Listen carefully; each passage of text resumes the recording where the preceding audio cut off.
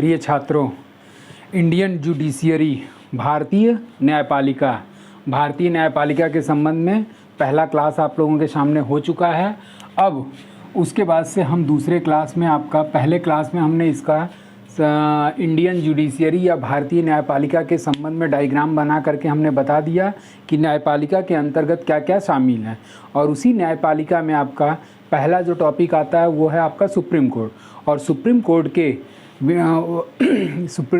Court के part 1 वाले video में हमने एक तरीके से आपका सुप्रीम कोर्ट का गठन, उसके बाद से सुप्रीम कोर्ट में न्यायाधीशों की संख्या वगैरह, उसके बाद से उनकी नियुक्ति के संबंध में हमने डिटेल जानकारी आपको दे दिया है। योग्यता के बारे में भी उस वीडियो में है।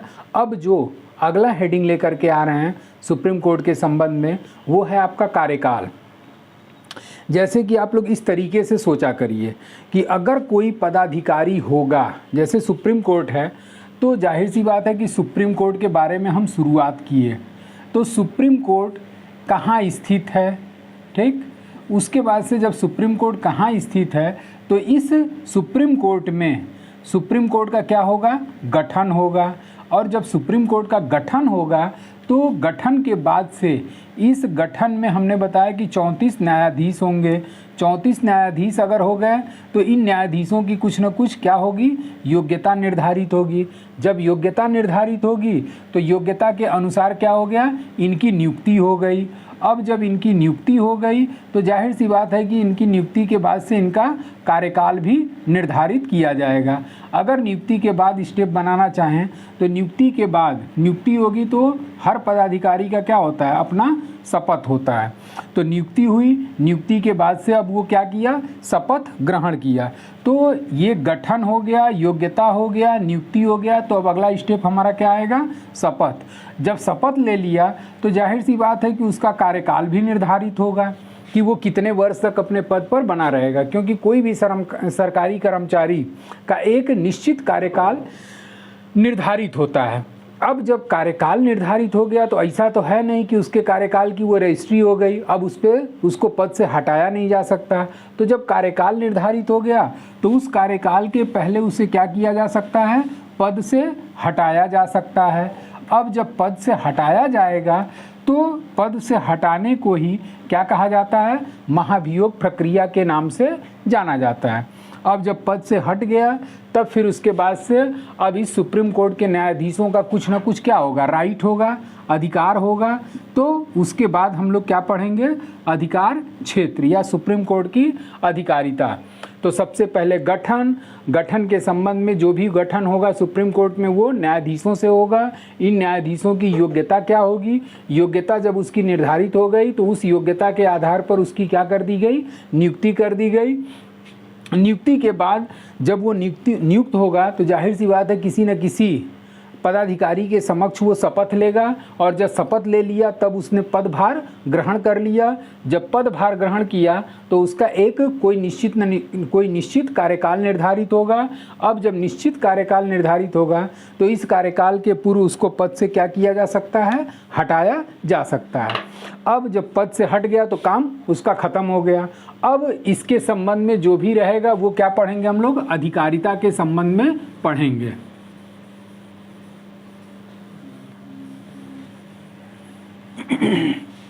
अधिकारिता।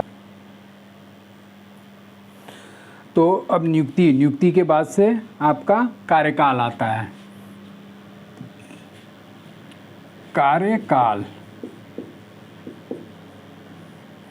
तो सर्वोच्च न्यायालय के न्यायाधीशों का जो कार्यकाल दिया गया है वो किस आर्टिकल में दिया गया है, आर्टिकल 124(2) में, ठीक। अब ये आर्टिकल 124(2) में आप देखे होंगे कि आर्टिकल 124(2) में आपका नियुक्ति के संबंध में भी प्रावधान दिया गया है। और उसी आर्टिकल 124(2) के अंतर्गत न्यायाधीशों के कार्यकाल के बारे में भी उल्लेख किया गया है। तो ये जो कार्यकाल है, इस कार्यकाल के संबंध में ये कहा गया है कि सुप्रीम कोर्ट का न्यायाधीश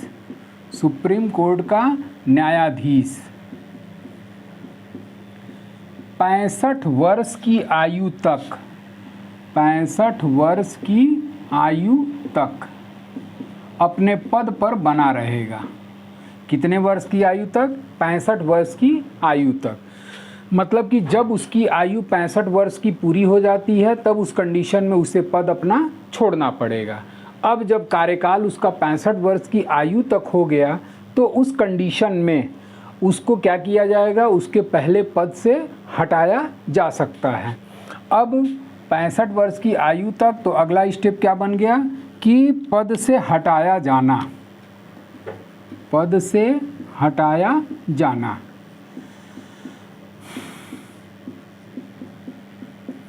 और ये जो पद से हटाया जाना है ये संविधान के किस अनुच्छेद में दिया गया है? तो ये संविधान के अनुच्छेद 124(4) में दिया गया है। 124(4).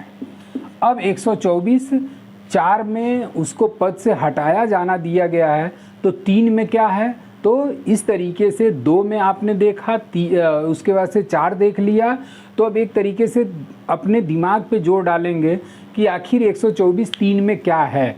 तो अगर मान लीजिए कि अगर ये आपको भूल रहा है तो उस कंडीशन में जब आप बैक जाएंगे तो एक बार जब देखेंगे कि 124(3) में उसकी योग्यता दी गई है तो फिर वो आपके दिमाग से जल्दी वाश आउट नहीं होगा। तो इस तरीके से आपका पद से हटाया जाना मतलब 65 वर्ष की आयु तक वो अपने पद पर बना रहेगा। इसके पहले अगर संसद चाहे तो अनुच्छेद 124(4) के अंतर्गत उसको पद से हटाया जा सकता है। और इस पद से हटाने के प्रक्रिया को किस नाम से जाना जाता है? तो इसको जाना जाता है महाभियोग प्रक्रिया, महाभियोग प्रक्रिया। अब इसको पद से हटाया जाना किन आधारों पर हटाया जा सकता है? तो इसमें 2 आधार हैं। 2 आधार कौन कौन से हैं? तो एक आपका है सिद्ध कदाचार, सिद्ध कदाचार, और दूसरा आपका है असमर्थता के आधार पर, असमर्थता के आधार पर। सिद्ध कदाचार कुछ लोगों को नहीं समझ में आया होगा कि सिद्ध कदाचार होता क्या है। तो सबसे पहले अगर इसका इंग्लिश वर्जन अगर जान लेंगे तो हमको लगता है कि इस शब्द को आसानी से आप क्या कर सकते हैं? समझ सकते हैं। और इसकी इंग्लिश होगी प्रूव्ड मिसकंडक्ट, प्रूव्ड मिसकंडक्ट। अब यहाँ पर आप देख रहे हैं कि कंडक्ट शब्द आया और कंडक्ट का मतलब क्या होता है? कंडक्ट मतलब आचरण।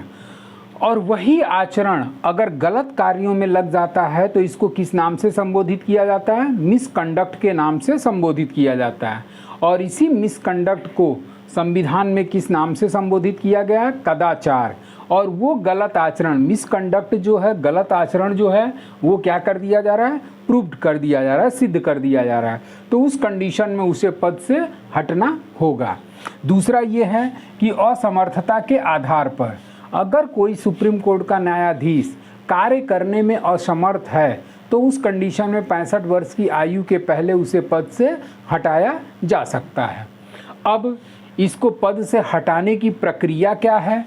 तो इस प्रक्रिया को किस नाम से जाना जाता है? तो अभी हमने बताया कि इस प्रक्रिया को महाभियोग प्रक्रिया के नाम से जाना जाता है। लेकिन इसके लिए प्रक्रिया क्या है?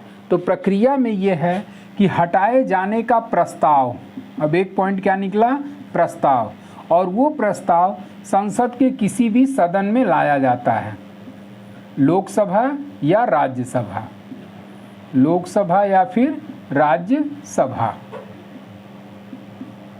मतलब सुप्रीम कोर्ट के न्यायाधीशों को हटाने का प्रस्ताव लोकसभा या राज्यसभा में लाया जाता है या प्रस्तुत किया जाता है।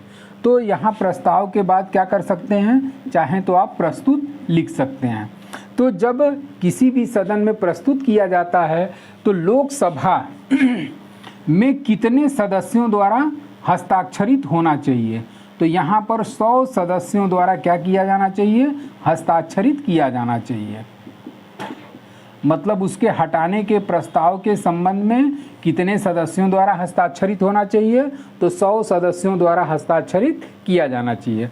अगर किसी सुप्रीम कोर्ट के न्यायाधीश को राज्यसभा में हटाने का प्रस्ताव लाया जाता है तो फिर यहाँ पे सदस्यों की संख्या क्या हो जाती है, कम हो जाती है। और ये कितने सदस्यों द्वारा हस्ताक्षरित किया जाना चाहिए, 50 सदस्यों द्वारा हस्ताक्षरित किया जाना चाहिए। अब जब इन सदस्यों के द्वारा हस्ताक्षर कर दिया गया तो उस कंडीशन में लोकसभा या राज्यसभा, लोकसभा का मुखिया आपका लोकसभा अध्यक्ष या स्पीकर होता है, राज्यसभा का मुखिया जो होता है वो सभापति होता है। तो लोकसभा या राज्यसभा का जो भी मुखिया है वो क्या करेगा, 3 सदस्यीय समिति का गठन करेगा। अब अगला स्टेप क्या हो गया, 3 सदस्यीय समिति का गठन, 3 सदस्यीय समिति का गठन अब जब 3 सदस्यीय समिति का गठन कर दिया गया तो इस समिति के द्वारा क्या किया जाएगा, रिपोर्ट प्रस्तुत किया जाएगा। और ये तीनों सदस्यीय समिति क्या की, उस कदाचार के आधार पर जांच करना प्रारंभ की। और जब जांच करना प्रारंभ की तो पुनः इसने क्या किया, अपनी रिपोर्ट प्रस्तुत कर दिया।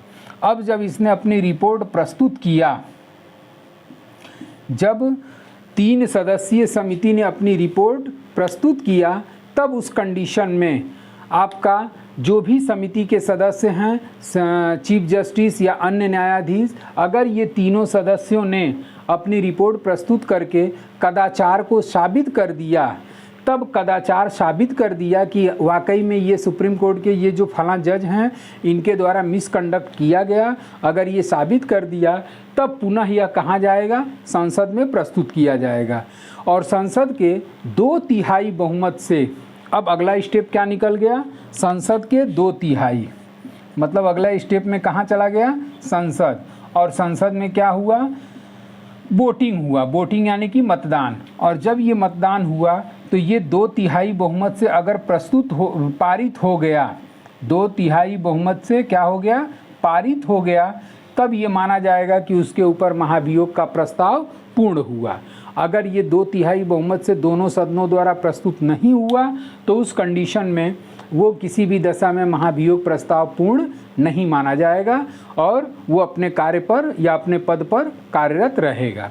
अब इसमें जो अगला क्वेश्चन बनता है, वो अगला क्वेश्चन ये बनता है कि सुप्रीम कोर्ट के प्रथम न्यायाधीश कौन थे जिनके ऊपर महाभियोग का प्रस्ताव लाया गया।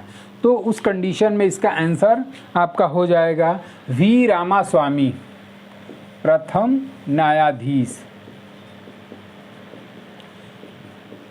अब ये जो प्रथम न्यायाधीश हुए थे, इनके ऊपर मतलब किस प्रथम न्यायाधीश के ऊपर हटाए जाने का प्रस्ताव लाया गया था, हटाए जाने का प्रस्ताव। तो इसका आंसर हो जाएगा वी रामास्वामी, वी रामास्वामी।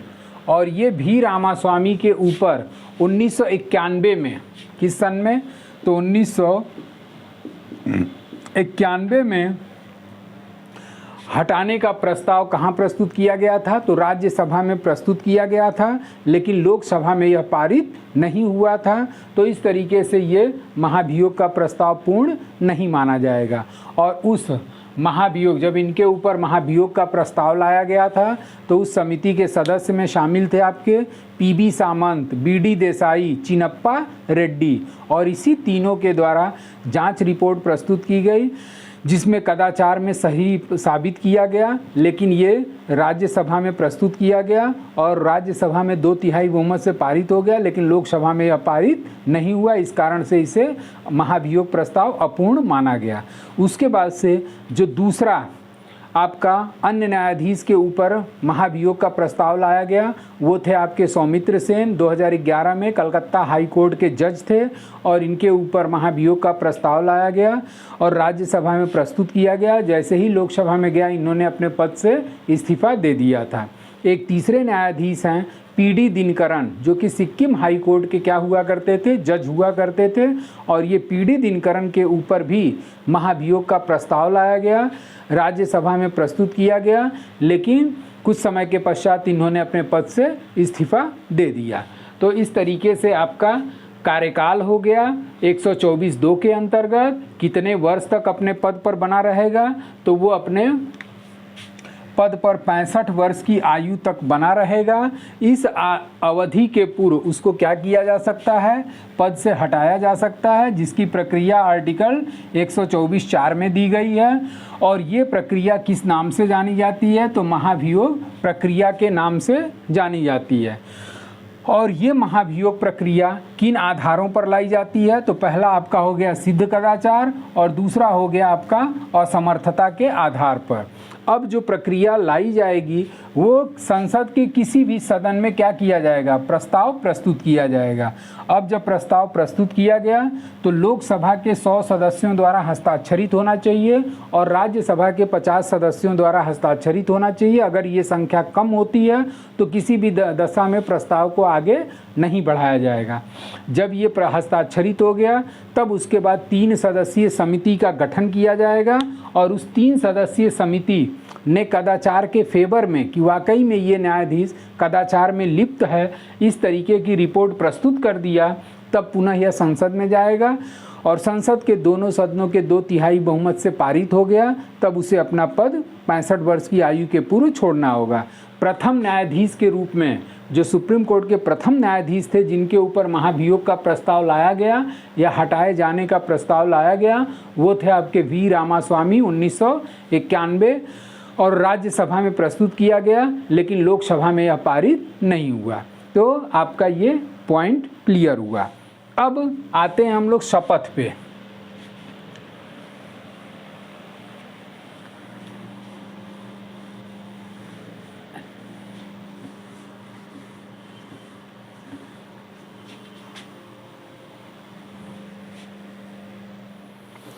अब सर्वोच्च न्यायालय के न्यायाधीशों का शपथ, जाहिर सी बात है कि जब उसकी नियुक्ति हो गई तो नियुक्ति होने के बाद से वो क्या करेगा, शपथ ग्रहण करेगा। और ये जो शपथ का उल्लेख है ये आर्टिकल किस आर्टिकल में दिया गया है, तो ये आर्टिकल 124(6) में दिया गया है। 124 का खंड 6 और इसी 124 के खंड 6 में ये कहा गया है कि वह अपना पद ग्रहण करने के पूर्व, यानी कि पहला स्टेप क्या हो गया, पद ग्रहण करने के पूर्व, पद ग्रहण करने के पूर्व, पद ग्रहण करने के पूर्व वो किसके समक्ष शपथ लेगा। तो अब अगला स्टेप क्या बन गया, समक्ष। और वो किसके समक्ष शपथ लेगा, तो नीचे आप कर सकते हैं राष्ट्रपति के समक्ष। ठीक, तो अब इस लाइन को पूरा करने के लिए आप इस तरीके से पढ़ सकते हैं। देखिए होता यह है कि कभी कभी मैं केवल एक एक पॉइंट या एक एक शब्द को पकड़ता हूँ और एक तरीके से याद करने का ये सबसे अच्छा तरीका होता है। याद करने का सबसे अच्छा तरीका का मतलब कि आप एक एक लाइन को, उस एक लाइन में जो भी इम्पॉर्टेंट शब्द आपको दिखाई देता है उस शब्द को पकड़ करके आप केवल अपने कॉपी पे नोट कर लीजिए। उसके बाद से फिर अगला स्टेप उसमें क्या निकल रहा है उसको नोट कर लीजिए एरो मार्क के माध्यम से। तो उस कंडीशन में आप अपने से उसको क्या करिए, रीडिंग करिए। अब जैसे यही शब्द हमने लिखा, अब इसमें मेन हेडिंग क्या आ गई, शपथ। और ये शपथ जो है आर्टिकल 124(6) के अंतर्गत दिया गया है। और इसी 24(6) में पद ग्रहण करने के पूर्व, मतलब जाहिर सी बात है कि वो पद ग्रहण करेगा और करने के पूर्व वो क्या करेगा, तो राष्ट्रपति के समक्ष शपथ लेगा। तो इस तरीके से याद करने का एक अच्छा साधन होता है। जैसे कि अभी इसके पहले हमने क्या किया, उस व्यक्ति को पदभार ग्रहण कराया, उसका कार्यकाल निर्धारित किया। अब जब कार्यकाल निर्धारित कर दिया तो जाहिर सी बात है कि उसको पद से हटाया भी जा सकता है। तो कार्यकाल निर्धारित करने के पश्चात उसको पद से हटा करके बाहर भी कर दिया। जैसे कि इसके पहले राष्ट्रपति वाले चैप्टर में भी आप लोगों ने देखा होगा कि राष्ट्रपति का शपथ, जब शपथ लिया तब उसके बाद से उसका कार्यकाल स्टार्ट हो गया। जब कार्यकाल स्टार्ट हुआ तब उस कंडीशन में उसको पद से हटाने की प्रक्रिया हमने दे दिया। तो अब ये सारी चीज़ें एक सीक्वेंस में हो गई कि नहीं हो गई। तो इसी तरीके से आप लोग याद करने की कोशिश किया करिए। कंसेप्ट जब आपका क्लियर रहेगा तो वो ज़्यादा दिन तक आपके दिमाग में रहता है, जबकि आपका फैक्चुअल चीज़ें, तथ्यात्मक जो पॉइंट्स होते हैं वो जब तक आप याद करेंगे 2 दिन, 4 दिन, 5 दिन, 1 हफ्ता आपके दिमाग में रहेगा। उसके बाद से वो फैक्ट के रूप में जो भी आपने याद किया है वो आपका क्या हो जाएगा, वॉश आउट हो जाता है। तो सबसे बेटर तैयारी करने का यही माध्यम होता है कि उसका कंसेप्ट आप पहले क्लियर कर लीजिए। कंसेप्ट क्लियर करने से ये होता है कि अगर उससे रिलेटेड 4 ऑप्शन आते भी हैं तो जाहिर सी बात है कि उस चीज़ को अगर आप पढ़े हैं तो उस क्वेश्चन से रिलेटेड 2 ऑप्शन तो नहीं होगा। जब 2 ऑप्शन नहीं होगा तो उसको आपने क्या कर दिया, बाहर कर दिया। जब बाहर कर दिया तो उस कंडीशन में अब आपके पास कितने ऑप्शन बचे, 2 ऑप्शन बचे। अब उस 2 ऑप्शन में अगर आपको नहीं भी जानकारी है और अगर तुक्का मारते हैं, अंदाज़ा पे मारते हैं, तो चांसेस ज़्यादा रहते हैं, 90% चांसेस रहते हैं कि उन 2 में से एक का जो आपने दिया है वही आंसर सही होगा। ठीक, अब आते हैं हम लोग किस पे, कि जब शपथ ले लिया तो शपथ लेने के बाद से वो कार्यकाल भी उसका पूरा हो गया 65 वर्ष की आयु तक। उसके बाद से उसको पद से हटा भी दिया गया। जब पद से हटा दिया गया तो क्या सर्वोच्च न्यायालय का न्यायाधीश रिटायर होने के बाद वकालत कर सकता है? तो नहीं। तो अब अगला हेडिंग क्या बन जाएगा, वकालत करने पर प्रतिबंध। वकालत पर प्रतिबंध, प्रतिबंध। और ये वकालत पर प्रतिबंध किस अनुच्छेद के अंतर्गत दिया गया है? तो ये दिया गया है आपका अनुच्छेद 124(7), 124 का खंड 7। अब होता ये है कि अगर सुप्रीम कोर्ट के न्यायाधीश या कोई भी न्यायाधीश अगर रिटायर होता है तो वो अपना टाइम पास करने के लिए वो किसी न किसी कोर्ट या कचहरी में जा कर के एज ए वकील के रूप में कार्य करना प्रारंभ कर देता है, क्योंकि उनका टाइम पास नहीं होता है। क्योंकि वो एक ऑलरेडी रूटीन में रहते हैं कि 10 से 5 हमको ऑफिस जाना है, ऑफिस के बाद से घर परिवार में आना है। जब वो ऐसे लोग रिटायर होते हैं तो उनका मन घर में नहीं लगता। तो उस कंडीशन में वो सुप्रीम कोर्ट के जो भी जज होते हैं वो चाहते हैं, या हाई कोर्ट के जो जज होते हैं वो चाहते हैं कि हम किसी न किसी चीज़ में क्या रहें, इंगेज रहें। तो जब सुप्रीम कोर्ट का जज रिटायर होगा तो उसके वकालत पर क्या किया गया, प्रतिबंध लगाया गया है कि वह भारत के किसी भी न्यायालय में वकालत नहीं कर सकता। क्यों नहीं कर सकता? क्योंकि सुप्रीम कोर्ट जो है भारत का सबसे शीर्ष न्यायालय है। शीर्ष न्यायालय का मतलब क्या हो गया, सबसे बड़ा न्यायालय है। अब अगर कोई भी सुप्रीम कोर्ट का जज रिटायर हो रहा है तो उसके अंडर में कुछ जूनियर क्या किए होंगे, कार्य किए होंगे। अब अगर वही रिटायर वाला जज जा कर के उन जूनियर न्यायाधीश के सामने अगर खड़ा होता है तो हो सकता है कि उनको न्याय देने में क्या होगा, एक तरीके से दिक्कत का सामना करना पड़ सकता है कि अरे ये तो हमारे बिग बॉस रहा करते थे और आज यही हमारे सामने खड़े हैं। तो जाहिर सी बात है कि इनको इस क्षेत्र में ज़्यादा अनुभव होगा, तो वो उचित न्याय देने में थोड़ा सा उसको मतलब क्या कहेंगे, अंदर से दिक्कत या परेशानी का सामना करना पड़ सकता है। और एक स्टेटस होता है, उस स्टेटस के बाद अगर आप वहाँ पर जा कर के खड़े होते हैं तो फिर उस कंडीशन में अन्य जूनियर्स को क्या होती है, असुविधा का सामना करना पड़ सकता है।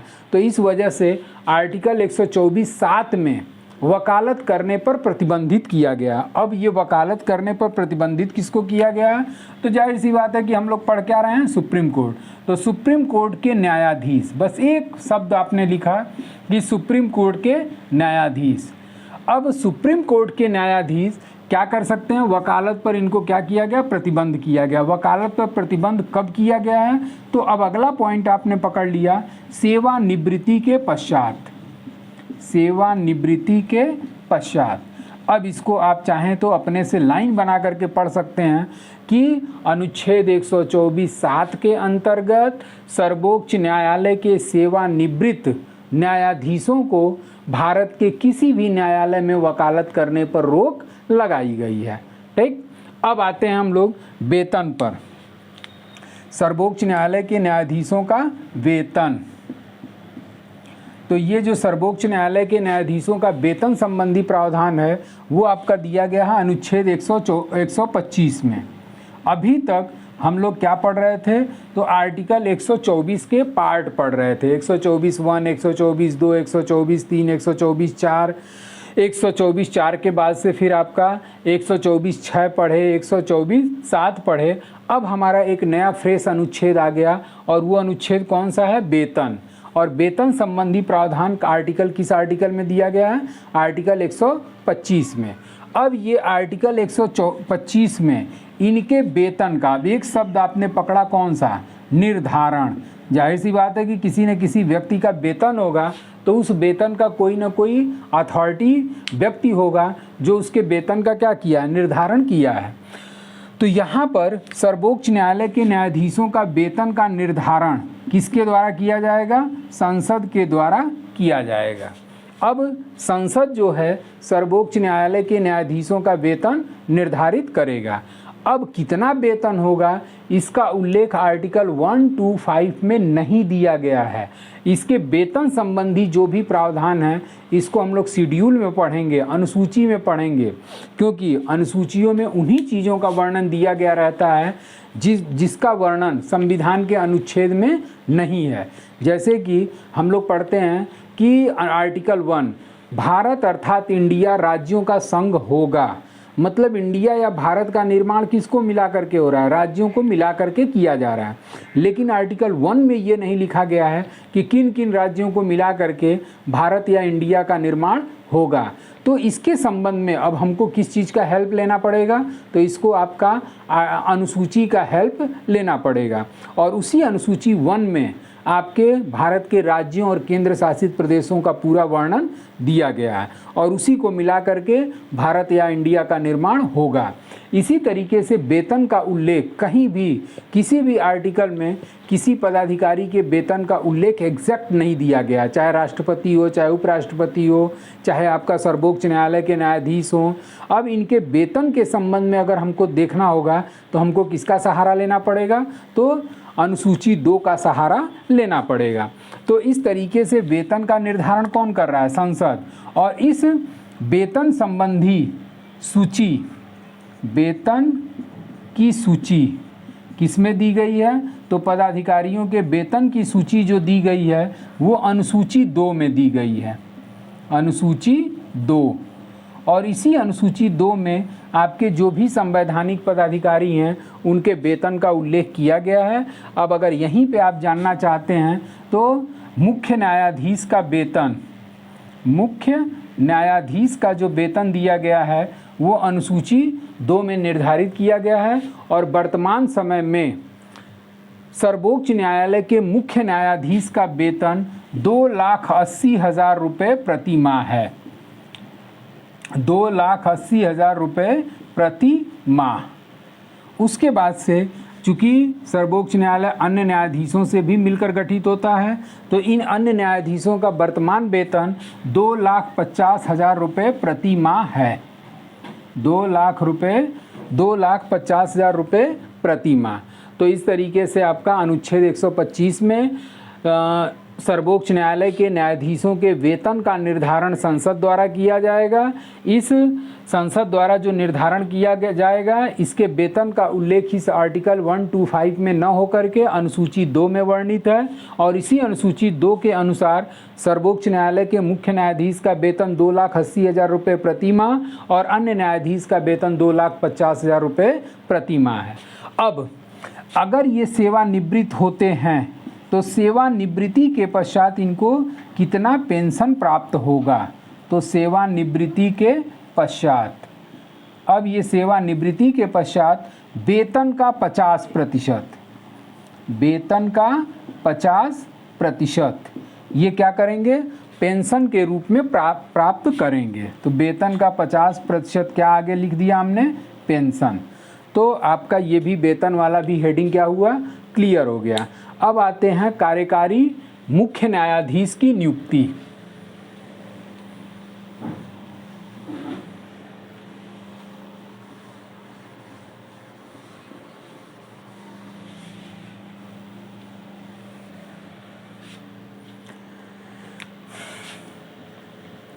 कार्यकारी मुख्य न्यायाधीश की नियुक्ति, सीजे की नियुक्ति, सीजे यानी कि चीफ जस्टिस।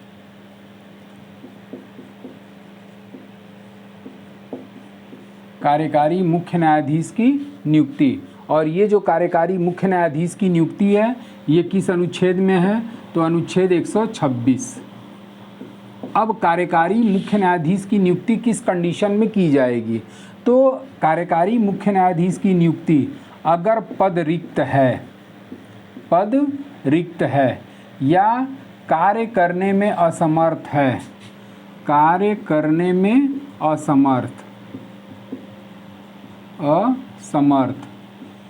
तब उस कंडीशन में कार्यकारी मुख्य न्यायाधीश की नियुक्ति राष्ट्रपति द्वारा की जाएगी। कार्य करने में असमर्थ, तो उस कंडीशन में इसकी नियुक्ति किसके द्वारा की जाएगी?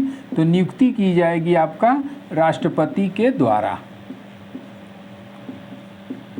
अब इसको इस तरीके से आप पढ़ सकते हैं कि सर्वोच्च न्यायालय के मुख्य न्यायाधीश, कार्यकारी मुख्य न्यायाधीश की नियुक्ति संबंधी प्रावधान अनुच्छेद 126 में वर्णित है, और उस कंडीशन में अगर सर्वोच्च न्यायालय के मुख्य न्यायाधीश का पद रिक्त है या फिर कार्य करने में असमर्थ है, तब राष्ट्रपति जो है, राष्ट्रपति के द्वारा कार्यकारी मुख्य न्यायाधीश की नियुक्ति की जाएगी।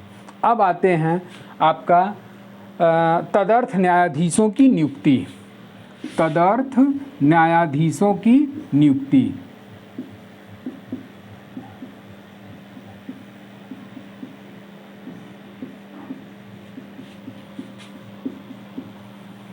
और ये जो तदर्थ न्यायाधीशों की नियुक्ति संबंधी प्रावधान है, ये आपका आर्टिकल 127 में दिया गया है, अनुच्छेद 127 में।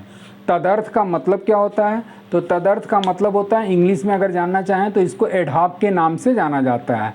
अब अगर किसी कंडीशन में सुप्रीम कोर्ट की गणपूर्ति का अभाव है, गणपूर्ति का अभाव, अगर किसी कंडीशन में सुप्रीम कोर्ट में गणपूर्ति का अभाव है, तो उस कंडीशन में अस्थायी तौर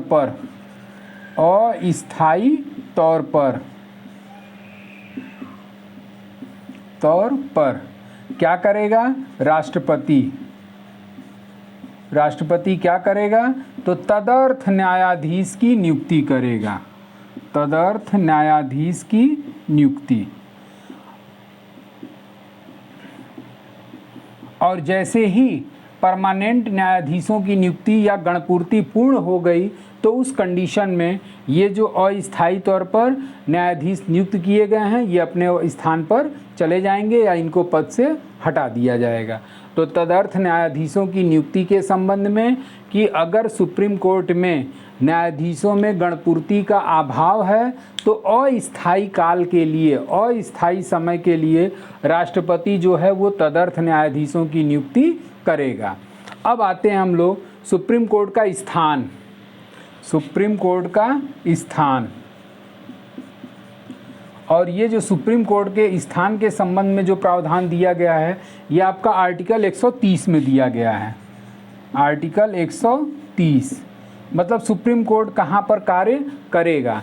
तो इसके संबंध में ये कहा गया है कि सुप्रीम कोर्ट दिल्ली अथवा ऐसे स्थान पर कार्य करेगा जो कि दिल्ली अथवा ऐसे स्थान पर कार्य करेगा जिसके अंतर्गत मुख्य न्यायाधीश राष्ट्रपति के अनुमोदन पर समय समय पर निर्धारित करे। मतलब कि सुप्रीम कोर्ट, जैसे कि पहले हम लोग पढ़े हैं कि सुप्रीम कोर्ट भारत का एक है जो कि कहाँ पर स्थित है? दिल्ली में स्थित है। लेकिन चाहे तो मुख्य न्यायाधीश राष्ट्रपति के अनुमोदन पर इसे अन्य जगहों पर भी समय समय पर निर्धारित कर सकता है। तो स्थान के संबंध में दिल्ली अथवा अन्य स्थान पर भी नियत या निर्धारित किया जा सकता है। तो इस तरीके से आपका ये न्यायपालिका में ये आपका पार्ट 2 के वीडियो में इतना कंप्लीट हुआ। अब इसके बाद से जो पार्ट 3 लेकर के आएंगे उसमें सुप्रीम कोर्ट की अधिकारिता या अधिकार क्षेत्र के संबंध में हम लोग चर्चा करेंगे कि सर्वोच्च न्यायालय को क्या क्या अधिकार दिए गए हैं। अगर मान लीजिए कि अगर वो वीडियो छोटा हुआ तो उसी वीडियो में मैं इस सुप्रीम कोर्ट के प्रैक्टिस को भी क्या करा दूँगा, सॉल्व करा दूँगा कि उस पर आमतौर पर अनुच्छेद के अलावा आमतौर पर किस टाइप के क्वेश्चन पूछे जाते हैं या किस टाइप के क्वेश्चन बनते हैं। तो आज के लिए बस इतना ही। Thank you so much.